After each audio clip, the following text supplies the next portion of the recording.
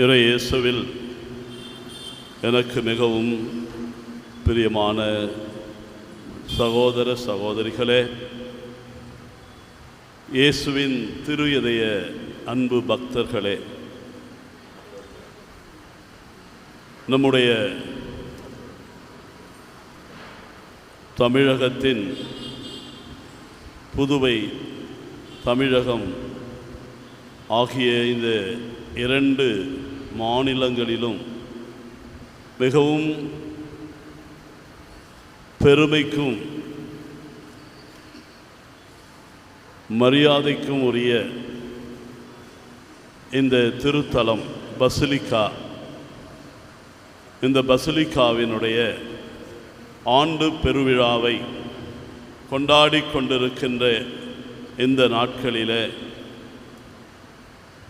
இயேசுவின் திருவுடல் திரு இரத்த பெருவிழாவை இந்த நவநாட்களிலே நாம் கொண்டாட இயேசுவின் திரு இதயம் நமக்கு அழைப்பு கொடுத்திருக்கின்றது என்றால் அது மிகையாகாது. இயேசுவின் தூய்மை மிகு திரு உடல் திரு இரத்தம் இந்த விழாவை ஆண்டுதோறும் நாம் மிக சிறப்பாக இந்த நற்கருணை பவனியோடு கொண்டாடுவது நாம் அறிந்திருக்கிறோம். ஆகவே நிறைய இது பற்றிய மறை உரைகளை நாம் கேட்டுக்கொண்டே இருக்கிறோம். எனவே இன்று ஒரே ஒரு கருத்தை மட்டுமே நான் சிறப்பாக எடுத்து உங்களோடு பகிர்ந்து கொள்ள விரும்புகிறேன். அது இயேசுவின் திருவுடல் திரு இரத்தம் என்பது ஒரு மாபெரும் பொக்கிஷம். அந்த மாபெரும் பொக்கிஷமானது இறைவன் நம்மீது கொண்ட அன்பினால் நாம் அன்பு செய்பவர்களை என்றும் அவர்களோடு நாம் இருக்க வேண்டும் என்று ஆசைப்படுவோம். அந்த அன்பு செய்பவர்களுக்கு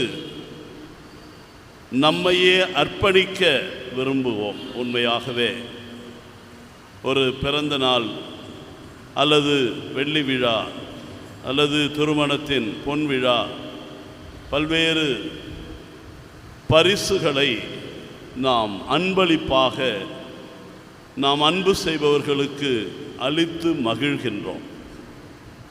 அதனுடைய உள்ளார்ந்த அர்த்தம், ஒரு சிறு மலரை கூட ஒருவருக்கு அவர்களுடைய பிறந்த நாளிலோ முக்கியமான நாளிலோ கொண்டு போய் கொடுப்பதன் மூலமாக நான் உன்னை நேசிக்கிறேன், நான் உன்னை அன்பு செய்கிறேன், நான் உன் மீது பிரியமாக இருக்கிறேன், அந்த பிரியத்தின் அன்பின் நேசத்தின் அடையாளமாக இதை நான் உனக்கு கொடுக்கிறேன்.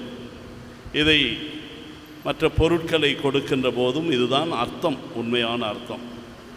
ஆனால் அது கால நவீனமாக மாற மாற திருமணங்கள் மற்ற வைபவங்களுக்கு இந்த அன்பளிப்புகளை கொடுப்பது பிரதிபலனை எதிர்பார்த்து கொடுப்பதாக மாறிவிட்டது. ஒரு திருமணத்திற்கு ஒரு அன்பளிப்பு நாம் கொடுத்தால், ஒரு பொன்னையோ மற்ற பொருளையோ கொடுத்தால் அது மீண்டும் நம்முடைய வைபவத்திற்கு திரும்ப வரும் என்ற ஒரு பழக்கமாக மாறிவிட்டது. அதை பற்றி நான் குறிப்பிடவில்லை. மாறாக உண்மையிலேயே பிரதிபலன் எதிர்பார்க்காமல் நாம் ஒருவர்களுக்கு கொடுக்கின்ற அன்பளிப்பு அல்லது கொடை அவர்களுடைய அன்பை, நம்முடைய அன்பை அவர்களுக்கு நினைவுபடுத்துவதற்காக, அந்த பொருளானது அவர்களோடு இருக்கின்ற போது அவர்கள் நம்மை நினைவுபடுத்தி கொண்டு நம்முடைய அன்பை புரிந்து கொள்வதற்காகவே அந்த அன்பளிப்பு அல்லது கொடையானது வழங்கப்படுகிறது. அன்பார்ந்தவர்களே, இயேசுவின் திரு உடல் திரு இரத்தம் அல்லது நற்கருணை என்பது இறை மகன் இயேசு நம்மோடு இருக்க வேண்டும், நம்மை அவர் அன்பு செய்தார், உலகம் முடியும் வரை இதோ என்னாலும் உங்களோடு இருக்கிறேன் என்று சொன்ன ஆண்டவர் எவ்வாறு இருக்க முடியும்? தான் நற்கருணையை ஏற்படுத்தி அதை ஒரு கொடையாக நமக்கு கொடுக்கின்றார். இதை என் நினைவாக செய்யுங்கள்.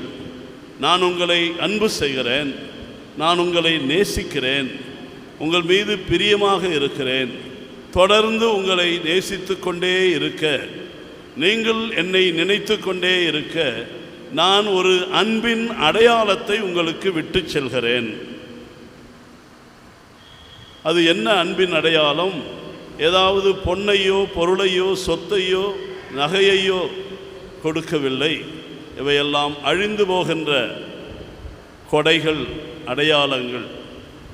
ஆனால் ஆண்டவர் விட்டு சென்றது, நான் என்னையே உங்களுக்கு விட்டு செல்கிறேன், என் உயிரையே உங்களிடம் கொடுக்கின்றேன் என்பதைத்தான் இந்த விழாவானது நமக்கு நினைவுபடுத்துகிறது.